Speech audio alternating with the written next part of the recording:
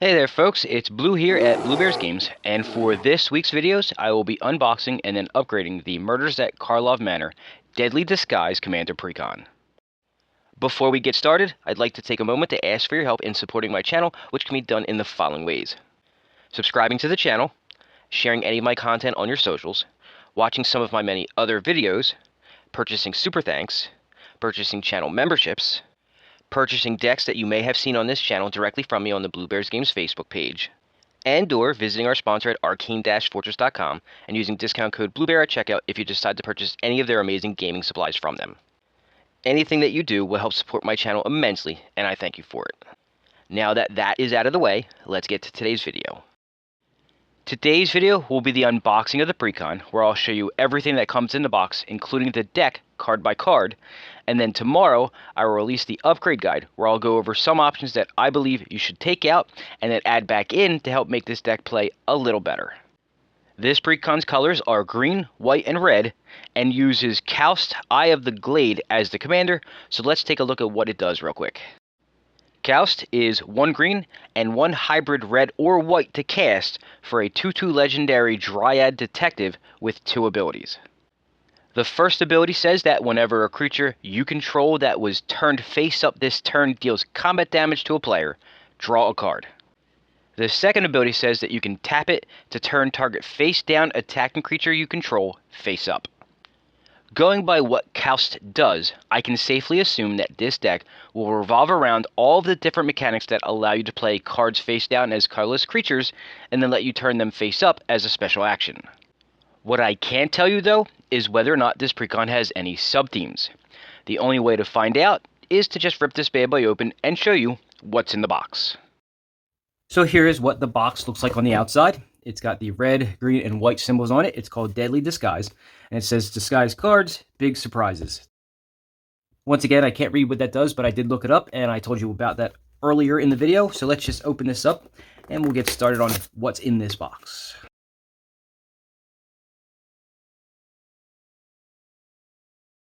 So this is the insert. It has Planeswalker symbols on the smaller tabs, which are crap and don't do anything.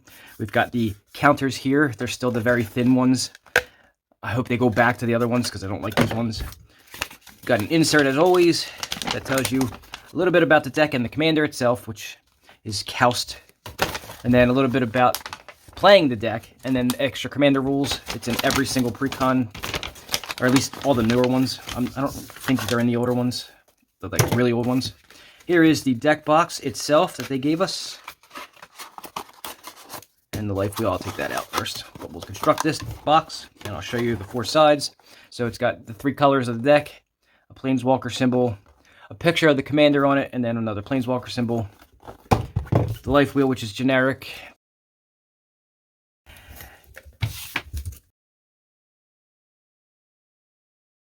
Then we've got the Collector's Booster Sample Pack and the deck itself. So we'll start off with this, and I'm going to have to zoom, but let's open it up first. All right, let's zoom the correct way. And we'll see what we get. First one is Yaris, Roar of the Old Gods in the special treatment for this set. And then a foil special treatment, Dramatic Accusations. So nothing spectacular as always, but I guess it's better than nothing. So we'll put them aside, and we'll go over the deck.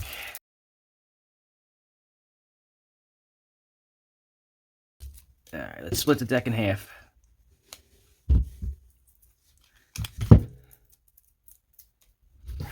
So I've already shown you what Kaust does. Here is the thick version of it. It's in the front of the deck now instead of in the back. And it's a little bit thicker. It's a little harder to bend. Here's the regular version, the one that you can play with. And then we've got the secondary commander that they suggest is Duskana, the Rage Mother. This is a legendary bear, which I'm very interested in. So it is white, green, red, and 2 for a 5/5 that says when it enters the battlefield, draw a card for each creature you control that's base power and toughness is 2/2. And then whenever a creature you control with base power and toughness 2/2 attacks, it gets +3/+3 until end of turn. Interesting. Huh. I may actually build a deck around that just because I have to have a bear deck. All right, let's look at the rest of the deck. First up, True Identity. To the cast enchantment that says whenever it or another permanent you control is turned face up, you scry 1, then draw a card. And this ability triggers only once a turn, and it has Disguise. Disguise says that you may cast this card face down for 3 generic mana as a 2/2 creature with Ward 2, and you turn it face up at any time for the Disguise cost, which is 1 white for this card. And that's what Disguise is. Unexplained Absence is a 4-cast instant that says for each player, exile up to 1 target non-land permanent that player controls, and for each permanent that is exiled this way, its controller cloaks the top card of their library, and to cloak a card, you put it onto the battlefield face down as a 2/2 creature with Ward 2, and then you may turn it face up at any time for its mana cost if it's a creature card. Oops, skipped one. Veiled Ascension is a 4-cast enchantment that says when it enters the battlefield, put a flying counter on each face-down creature you control, and then face-down creatures you control enter the battlefield with a flying counter on them.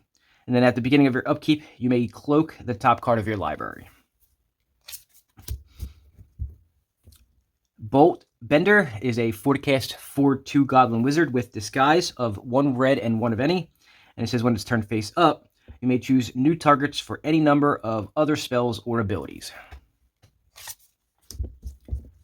Show-Stopping Surprise. It is 5 to cast for an instant that says choose target creature you control, turn it face up if it's face down. Then it deals damage equal to its power to each other creature. Tessak Judas Hellhound is a 4-cast 3/3 that has Unleash. Other dogs you control have Unleash. Creatures you control with counters on them have Haste. And whenever it attacks, add a red for each attacking creature. There's a lot going on there. Experiment 12 is a 4-cast 4/4 with Trample. Whenever Experiment 12 or another creature you control is turned face up, put a +1/+1 counter on that creature equal to its power, and it has Disguise for 5.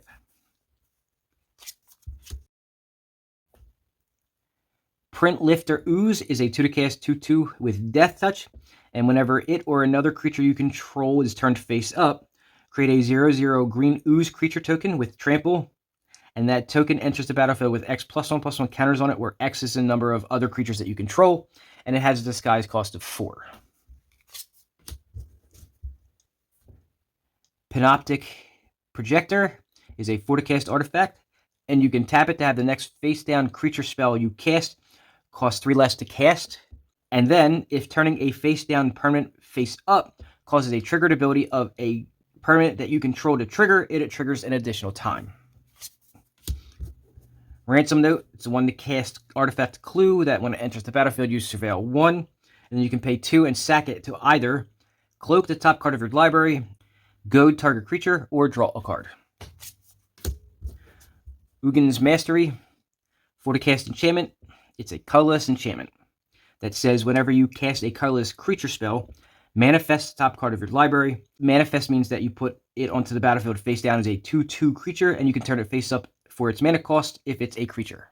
And then whenever you attack with a creature with total power 6 or greater, you may turn a face down creature you control face up. Looks like we're getting into some reprints here. Austere Command for removal. Dusk to Dawn. Exalted Angel. Cool. Haven't seen that in a while. Fell the Mighty. Hidden Dragon Slayer. I don't recognize this one, but it's probably because it's from a set that I didn't get a lot of. It is a 2-cast 2/1 with lifelink, Megamorph, and whenever a Dragon Slayer is turned face up, destroy target creature with power 4 or greater that an opponent controls. Master of Pearls. Mastery of the Unseen. I actually don't recognize this either. This is a 2-cast enchantment that says whenever a permanent you control is turned face up, you gain a life for each creature that you control, and then for each 4 you put into it, which is 1 white and 3 of any, you can manifest the top card of your library. Mirror Entity. Welcoming Vampire. It's a good vampire. Achroma, Angel of Fury. Ashcloud Phoenix. Chaos Warp. Imperial Hellkite. I believe this is a reprint, but I don't recognize it. This is 7 to cast for a 6/6 dragon that has flying, a morph cost of 8, and then whenever it is turned face up, you may search your library for a dragon card, reveal it, and put it into your hand, and then shuffle. Jessica's Will. This is the most monetarily expensive card in the deck, I believe. Neheb the Eternal. Good reprint. Scourge of the Throne. Beast Whisperer. Death Mist Raptor. Den Protector. Hooded Hydra. Frozen Cloud Scraper. I actually don't recognize this card. I believe this is also a reprint, but I'm going to read it. It's 10 to cast for a 13/13 Beast Mutant. It says at the beginning of your upkeep, you sacrifice it unless you pay 2 green, and it has a morph cost of 9. Frozen Colossus. This one's Obscuring Aether. It's a 1 to cast enchantment that says face down creatures you cast cost 1 less to cast, and then you can pay 2 to turn Obscuring Aether face down. Orin Frostfang. That's definitely a reprint. Return of the Wildspeaker for card draw. Root Elemental. This is a 6 to cast 6/5 that has a morph cost of 7. And it says that whenever you turn it face up, you may put a creature card from your hand onto the battlefield. Sereth the Viper's Fang. Seedborn Muse. Temur War Shaman. This is a 6 to cast 4/5 that says when it enters the battlefield, manifest the top card of your library, and then whenever a permanent you control is turned face up, if it's a creature, you may have it fight target creature that you don't control. Thelonite Hermit, which is weird to see in this deck, because this is a Saproling guy, but whatever. Toski, Bearer of Secrets. Trail of Mystery. Whisperwood Elemental. It's a 5 to cast 4/4 that says at the beginning of your end step, manifest the top card of your library, and then you can sacrifice Whisperwood Elemental, and until end of turn, face up non-token creatures that you control. Gain when this creature dies. Manifest the top card of your library. Eudora Grave Gardener is a 5 to cast 5/5 that says whenever another non-token creature you control dies, you may return it to the battlefield face down under its owner's control. And then it's a forest land. That's kind of cool. That's kind of cool. Decimate for some targeted removal. Sarkondo. Lifecrafter's Bestiary for card draw. Scroll of Fate helps you manifest cards. Budget land time, so Canopy Vista, at least it has the land types. Cinder Glade, Exotic Orchard, Fortified Village, Fury, Calm Snarl, Game Trail, Kessig Wolf Run, Mossfire Valley. Hopefully there's only one in this deck. Not two like they did with that one precon that they screwed up, supposedly. Mosswort Bridge, Scattered Groves, Sheltered Thicket, Shrine of the Forsaken Gods, Sungrass Prairie, Temple of Abandon. Of course, they're going to have all this crappy temples. Path to Exile, really good targeted removal. Enoch Survivalist. Broodhatch Nantuko. This is actually an older card, I believe. It's a 2 to cast 1/1. It says whenever it is dealt damage, you may create that many 1/1 green insect creature tokens, and it has a morph cost of 3. Nervous Gardener. Nantuko Vigilante. Nature's Lure, so good ramp. That's actually a really good ramp. Sakura Tribe Elder, another really good card. Salt Road Ambushers, 3 visits, really good ramp. Arcane Signet, Wild Growth, Soul Ring, Boros Garrison, Command Tower,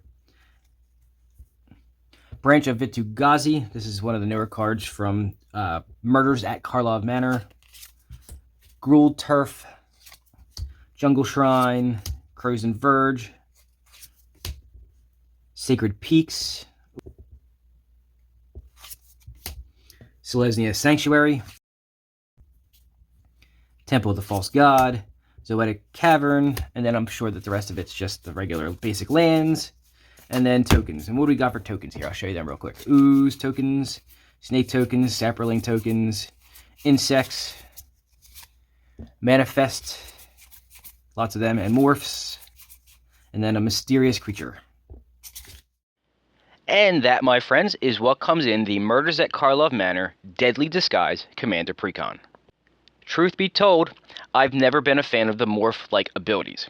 They just didn't seem all that interesting to me. With that said, after looking at all the new ways that they've come up with for this type of ability, paired with some of the types of things that bolster these abilities, I may have to take another look at them.